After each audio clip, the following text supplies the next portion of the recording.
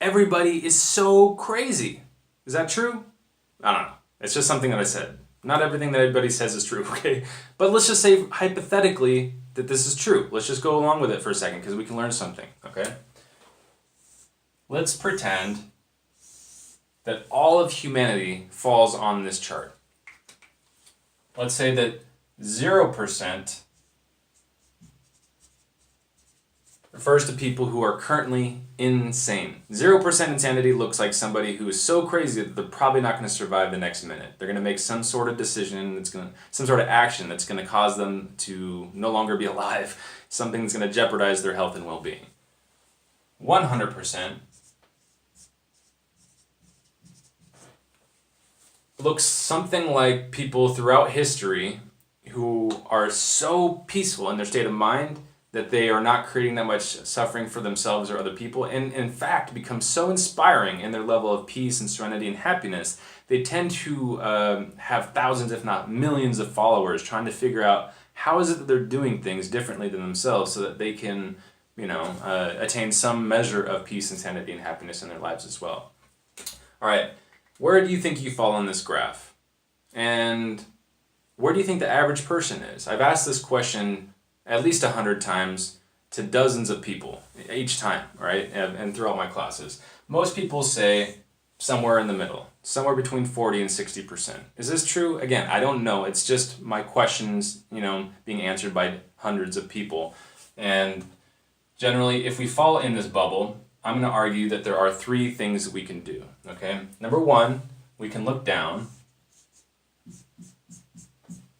And this is similar to the movie Scarface, when Al Pacino's in some sort of coked up, doped up type of state of mind where he starts yelling at everybody in a restaurant and goes, "You people need people like me." So you can point the finger at me and say, "That's the bad guy." So you can point the finger back at yourself and say, "I'm the good guy." There's a lot of truth to what he's saying. I'm not going to justify his way of being and his lifestyle decisions, but he has a good point. So number 1, I would argue, is when we're trying, and there's no malicious intent here, when we're trying to look down on people who are crazier than us in order to make us feel maybe a little bit safer and more secure in our current level of sanity, okay?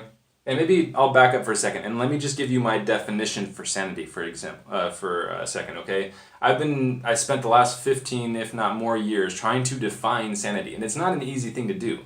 Right? You can look up dictionary, definitions, and I've done that. I've talked to lots of people. I've done a lot of introspective work. The definition I've come to, and feel free to adopt it if you like it, and don't if you don't, is it means health and well-being. Sanity is health and well-being. Insanity is ill health and ill-being. Okay? If this is true, then again, number 1 is comparing ourselves to people who are making poor decisions so that we can kind of learn from their mistakes and go, okay, I don't want to be there. Number 2 is people who are just trying to get by, and it takes a considerable amount of effort and energy to just maintain our level of sanity. Given the toxicity that's surrounding us at any given moment on any given day in our current environments, it's really challenging to be able to get through a day without being bombarded with all sorts of unhealthy slogans and advertisements and different types of chemicals and things that could possibly jeopardize our health and well-being, okay? So this is also really true for those of us who are parents. If you have kids, it's really hard to stay sane. It's really challenging, okay? Just take my word for it. If you have kids, you probably understand what I'm saying. If you don't, I'm not saying don't have kids. It's just really challenging, but there is an amazing, beautiful side of it as well. It increases, it's like the Grinch, it increases your level, your heart size like 10 times or something, which is amazing too. And that helps me get closer to up there, which brings me to my 3rd option.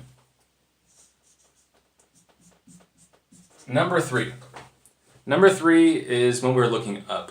And looking up doesn't necessarily mean we're looking up to somebody, but it can. It can be somebody who's in the 70, 80, 90 percentile, and their level of health and well-being and serenity seems to be really attractive, and we follow them so that way we can try to figure out what they're doing right and what they're doing wrong, and learn from them in general. Tremendous way of growing and learning. I highly recommend it. And actually, I would go a step further and say, don't just find one person, find a group of people maybe that you can practice meditation with every week, and then you can learn collectively together and increase collectively your level of health and well-being, okay? Here's another thing, and this brings me to the whole point of making this video. if you, instead of looking up to somebody, look within. Through meditation, we don't clear our minds, we focus our minds, we train our brains to become more focused, and our ability to concentrate becomes increasingly better. We're able to see reality a little bit clearer each time. The mirror, the window becomes less foggy, and we kind of start to see clarity, right? Then we can start making wiser decisions that are healthier and increase our level of health and well-being. I'll give you an example, okay? Let's say that you steal something. If you steal something, generally speaking, guilt comes up. And guilt's trying to tell you, I don't know if this is a good idea. I think this is going to jeopardize my health and well-being. I think that when I steal something from, or when somebody steals something from me, I generally get really angry and I feel enraged. And I actually even get some thoughts about doing some physical harm to that person, right? I'm not saying that I ever act on that, but maybe those thoughts come up, right? And I would not want to be on the other end of that, right? That type of energy. I don't want to be in a situation where I'm going to be put into jail, or that jail is also a very scary place to be, that's unhealthy, that is possibly going to jeopardize our health and well-being. We could get, if we're stealing from somebody who's a private citizen instead of a company, we can probably get shot or stabbed or hit or beaten or whatever. So guilt is actually trying to tell us, hey dude, slow your roll. I don't know if this is such a good idea. Maybe don't steal. You know what I mean? It's not a really good option. Or, I mean, it's an option, but necessarily the best one. So there you go. And our internal teachers are almost infinite. It's not just our emotions. There's tons of other things that we can learn from, but it takes meditation to allow us to cultivate this focus and our ability to gain this insight and become our own internal teacher. Because your internal teacher is going to be a way better teacher than I will ever be for you. Just know that. I'm very limited in my ability to teach you, because you learn way better from yourself than you will ever learn from me, okay? So if you like this, please comment, like, subscribe, follow, do all that stuff. I really am curious to see what you guys think about this. If you agree with it, if you disagree with it, please let me know why.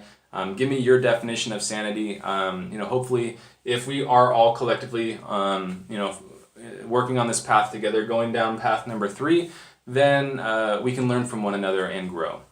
Okay, so I wish you well, and until next time.